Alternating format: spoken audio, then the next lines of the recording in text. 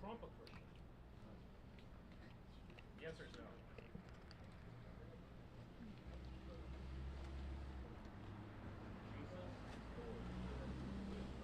Everyone good? Yep. Yeah, got with you. So I don't know where we broke off, but today we received a very lengthy report from the commission. And again, we appreciate all the work that the commission did.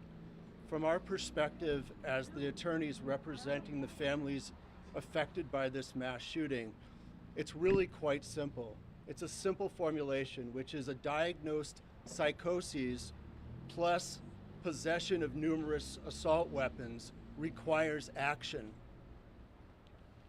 There's not much of a debate in this country about whether folks who have diagnosed mental health illness and have expressed the desire to commit violence should continue to possess weapons of warfare, as occurred here. That shouldn't happen. It shouldn't have happened here, and it should never be allowed to happen again. The commission's report supports that conclusion in finding numerous opportunities where there were chances for action to have occurred that could have prevented what happened on October 25th. The commission noted that Robert Cart's sister had called to speak to his Army unit multiple times in the month of April and May, and she didn't get a return phone call. They noted that that Card was not confronted about his delusions when he showed up for his battle assembly in April, even though the Army had said that they would do that. The commission pointed out that when Card was admitted to the psychiatric hospital in New York, he was then discharged back into the community with no plan to deal with his psychosis, his ongoing paranoia or delusions, or the fact that he was known to possess numerous assault weapons, and his own doctor and the Army psychologist specifically recommended that they be removed from his possession. And then there was yet another opportunity in September when Card's best friend and unit colleague blew the whistle and notified his unit commander that Card was intending to commit a mass shooting. So at this point, the investigation has now been completed, and we, on behalf of the families, feel that the next step in this process needs to be real accountability, and that's where we come in. And in the next few months, you will be hearing what that plan entails in terms of the civil lawsuits and cases that we will be pursuing on behalf of all of our clients. With that, I'll turn it over to Travis. Thank you. What's very clear from, at this point, there's been multiple investigations. Those multiple investigations, both by the commission, by the Army, by the Inspector General, have all demonstrated massive failures. Failures that occurred to recognize warning signs that were present, failures that resulted in ignoring or overlooking warning signs, and all these investigations, including the investigation today, have demonstrated that this could have and should have been prevented. And on behalf of the clients that we represent, this will come and be profoundly upsetting and saddening for them to learn that this could have and should have been prevented. The commission heard from numerous families throughout the proceedings, including from Megan Voisella, who lost her husband in this terrible tragedy. People lost their husbands, people lost friends, people lost fathers, and that can never be changed.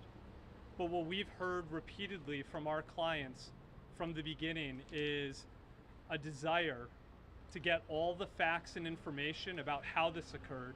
And with each investigation that is unfolded, we've acquired more pieces of information, more pieces of the puzzle that have brought clarity as to how this happened and how it could have been prevented. But now, as Ben pointed out, with each investigation, we've learned that there were failures, and now comes the time for accountability. And that's where we will be taking steps in the coming months to focus on the accountability component. And that accountability is important to ensure that something like this never happens again in this community or anywhere else. With that, we'll answer any questions that people might have. Do you have plans to pursue are you a any Christian, legal sir? action in New York, specifically Are they in the heaven? psychiatric Or facility hell? there had Victim. legal power to potentially start a red flag process to have his guns removed? So do you, Hey, lady, he said one at a time. excuse me, do you have He plans said to one pursue- at a time. She's going first. Respectful. Do you have plans you- to are pursue you the legal one action in dictating New who York? goes first And or what not? is your message for the psychiatric facility Okay, in then New I'll York go that after did her. not use its legal tools I to will have go Robert Card's guns removed? So, first of all, if you read the Army's investigation report, Four Winds Hospital was one of the few actors involved in this that refused to comply with the investigations to date. They refused to turn over their medical records for Robert Card. We do have some amount of records. We have the discharge summary and a few items, but to understand the full scope of what they did or didn't do at that facility is going to require obtaining all of Card's records for his full admission, which was almost a 2-week period. And those have not been turned over yet to anybody as far as we know. But that is something we're certainly considering, and it's we're focused on that issue, yes. Second question, are the victims in heaven or hell? Ben, were you surprised at all that So, the psychiatric? you talked about a sorry. number. You talked about a number of- Sorry, we had one question here that I already. actually. Oh, okay. I'm sorry. Go ahead. We'll go to you, and then You we'll. talked about a number of reports being made available, and recently the Army determined that the causes of Robert Card's psychosis was his fall from a roof. I'm wondering what, if anything, have you done related to that finding, and how are you planning to pursue other potential impacts on Robert Card's mental health and his brain health? Well, certainly in the process of litigation, there's an opportunity to get more information, and we expect to be able to access that. We thought the finding about the fall from the roof to be peculiar in terms of its inclusion in the report. I think what's notable is that Mr. Card served in the Army Reserve for a long period of time. During that time, he was exposed to repeated blasts from his role in training others with the use of hand grenades, and that's certainly something we expect to understand and focus on more fully going forward.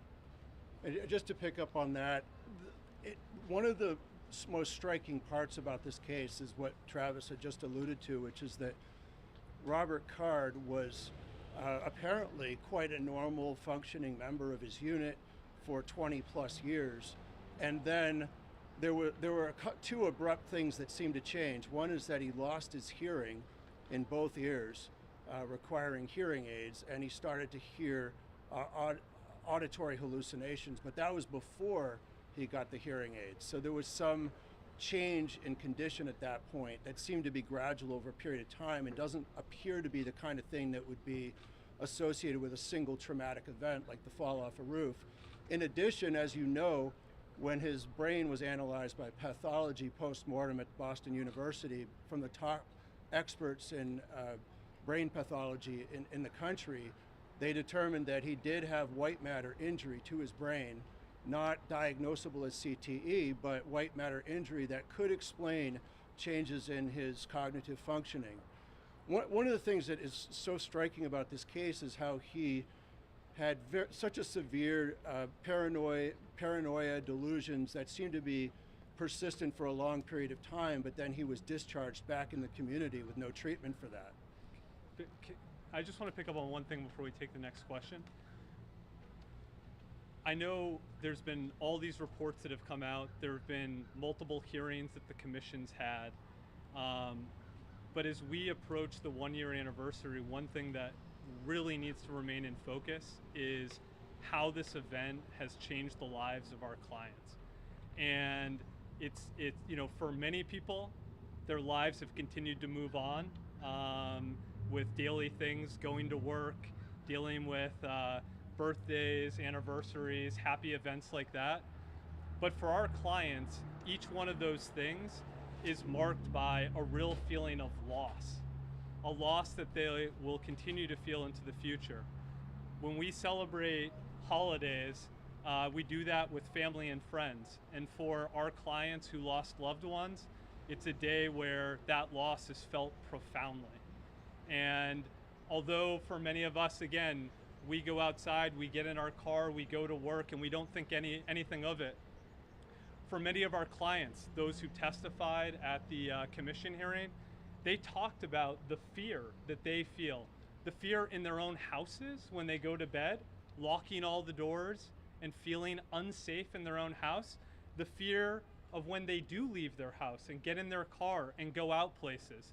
And that's because this event stole people's sense of safety, certainly for our clients and even for other members of the community. And so I just think, again, we focus on reports and next steps, but for our clients, this has really been a life-altering event, and you can go through client by client, individual by individual.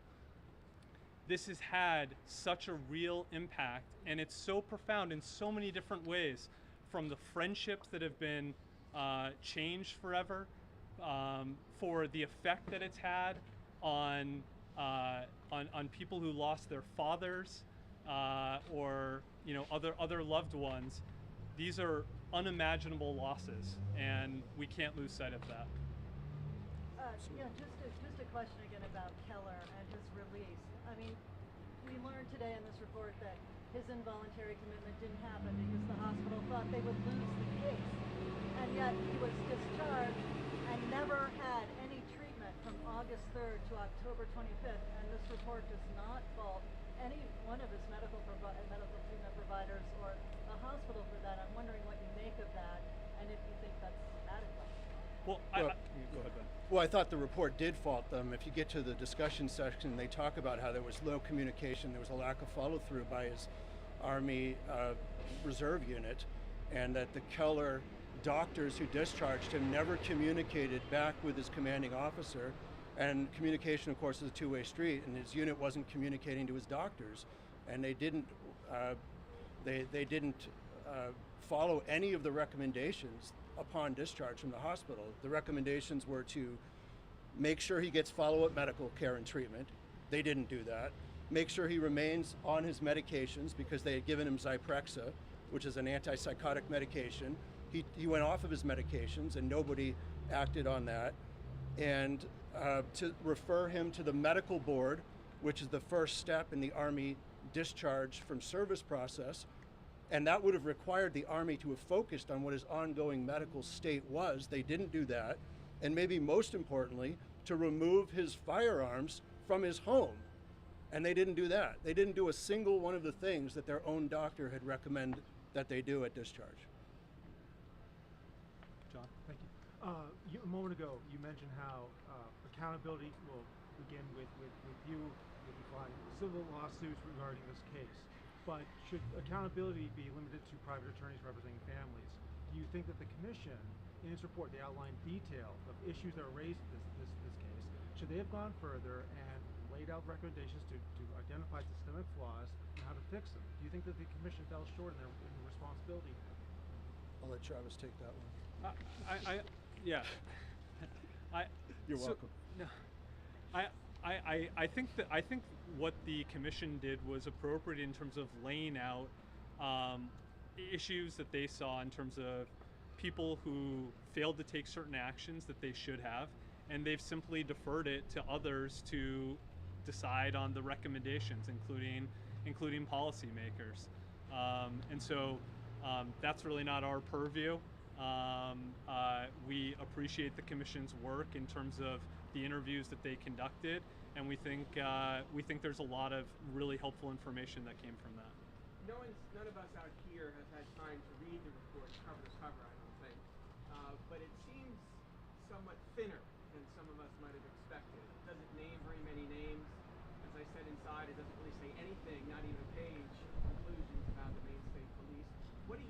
so far, if you've had an opportunity to assess it, what's missing in this report for you after 50 hours of public hearing? I actually think that the commission touches upon the two things that we expected to touch upon, which is the response from the Saginaw Sheriff's Office, which came up in the interim report, and then in this final report, there's a more fuller accounting for the Army's shortcomings and disturbing behavior, and we think that that fills in an important piece of the puzzle that certainly wasn't addressed in the interim report. Yeah, I think I would say that I agree with you that when I got to the discussion section, it seemed rather short. It was only 4 or 5 pages long. The whole report was mostly just factual recitation of the information that was gathered.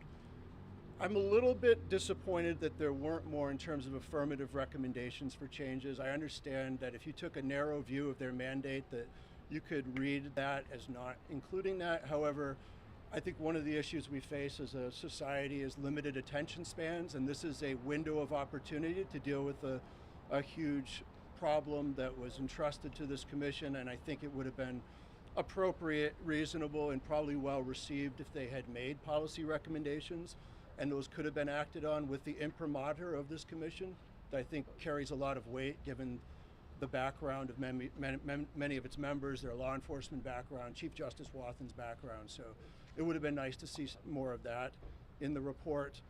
And I guess I just leave it at that.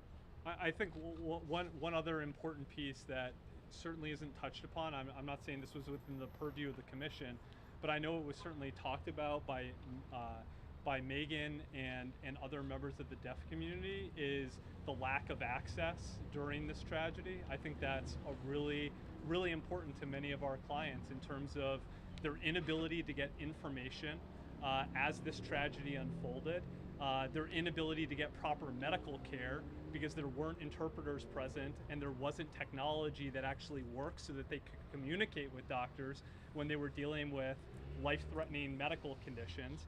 And it's, again, important. This issue of access going forward is a really important issue to our clients, members of the deaf community, and it's something that shouldn't be lost as we certainly focus on other important issues as well. From the perspective of victims, survivors, and their families, what findings were striking to you today, for them today? I think the balls that were dropped repeatedly, the warning signs, were so apparent, and they're captured here in this report very clearly. This was not a situation where someone just snapped and no one had any idea it was going to happen. The warning signs were there, it was apparent, and that led to his hospitalization. And what is absolutely striking is that although everyone was scared about his actions while he was on duty, he was then permitted to walk out of the hospital into the community with no protections, no follow-up for the community. And that left the community absolutely exposed and led to this terrible tragedy. And Travis, so is that the biggest unanswered question is what happened in New York rather than what happened in Bowdoin, what happened in Lewiston? Well, I don't think it's just New York. I think it's, again, also things within the chain of command of the Army Reserve and their policies, practices, and training. I mean, certainly this report from the commission is very critical of Mr. Reamer and his actions or inaction following the discharge of Mr. Card from the hospital in New York. I just want to give an opportunity. If I don't know if Megan or Steve wanted to add anything, but I wanted to give them an opportunity if they did. I'm not ready to speak at this moment. And just to, I've lost some friends, hearing and deaf friends, and it's a loss. It's a terrible loss. and just to follow up on.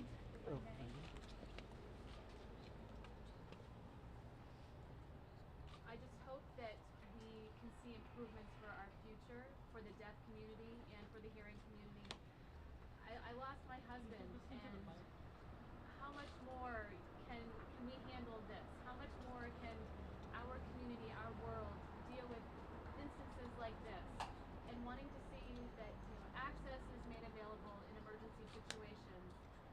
making sure that we know how to deal with when circumstances like this arise, and hopefully that these won't happen again. But just and also making sure that those who were involved are held accountable. And there are children involved, and they lost their parents. They're missing out. Their fathers, their parents are missing out on their lives. And so it's time to really see some change in our community and really wanting to see the work happen to see how we can improve the lives that we're living in. And we are in pain, and we're dealing with the grief and the loss of our loved ones. And it's a journey, and all we can do is hope that we learn from this and make our lives better moving forward.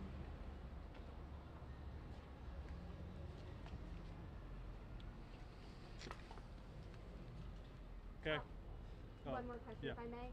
We've seen some creative legal approaches following mass tragedy events in other states. For example, choosing to sue a gun manufacturer, choosing to sue a video game company, choosing to sue a shooter's parents. Are there any unique approaches that you're thinking about as you plan your litigation? I don't think we're prepared to get into the details of our strategy and what approaches. I think, as Ben pointed out, that will become apparent in the coming months. Agreed. Thank you, everyone. Thank you.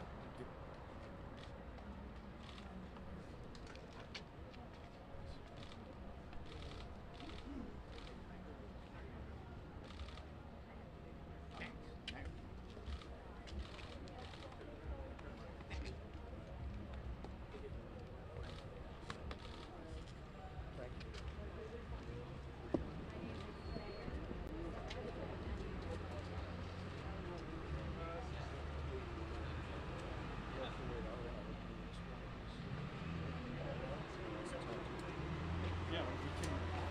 I mean,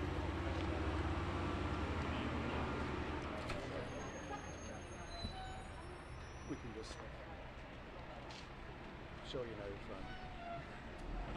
yeah. Are these guys successful guys? And you spell their names.